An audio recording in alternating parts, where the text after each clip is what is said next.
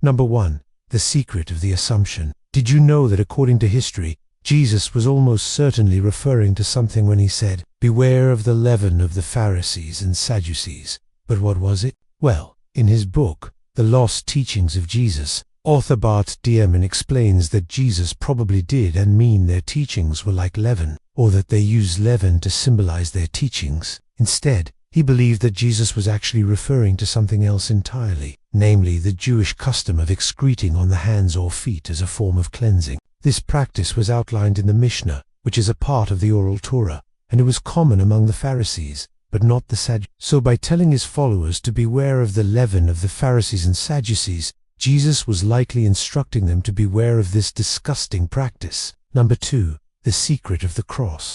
You may have heard that Jesus spoke about his death on the cross numerous times, but you probably haven't heard about the disturbing twist that one scholar put on those statements. According to Richard Carrier, an American philosopher, Jesus never actually claimed to be the Messiah who would die on the cross. In fact, Carrier argues that all of the claims about Jesus predicting his crucifixion are actually misinterpretations of what Jesus really said. Instead, Carrier believes that Jesus taught that the Messiah would die on the cross. However, this was not his own death that he was referring to, but instead a different individual altogether.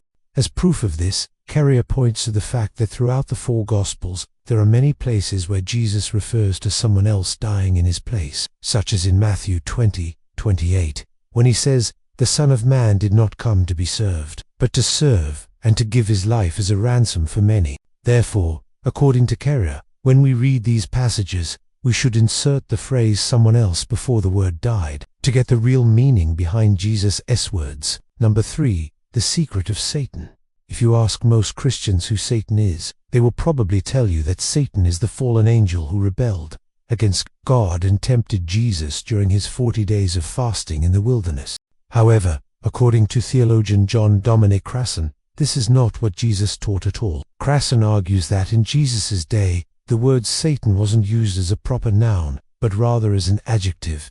That simply meant adversary. Therefore, according to Crasson, when Jesus spoke about casting out Satan, he wasn't talking about expelling a particular being, but rather expelling whatever caused people to be adversaries to one another. For example, if 2 people are fighting, one could say that Satan has entered into them and caused them to become adversaries. And so, according to Crasson, Jesus' words about Satan were more about teaching people to overcome evil with good, rather than expelling demons. Number 4. The secret of the kingdom.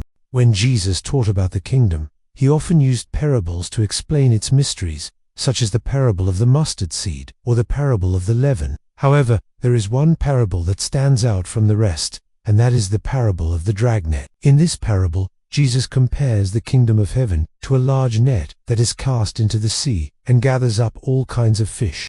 However, after the net has been brought ashore, the good fish are separated from the bad and the bad are thrown away. Now, while most people see this parable as a straightforward teaching about how the righteous will be saved and the wicked will be damned, British biblical scholar John R.W. Stott had a different interpretation. He believed that Jesus was actually teaching his disciples how to behave once they entered the kingdom. According to Stott, those who enter the kingdom first must engage in the work of separating the good from the bad, just as the fishermen sorted through their catch. And only after the sorting process is completed can they enjoy the fruits of their labor and eat the good fish.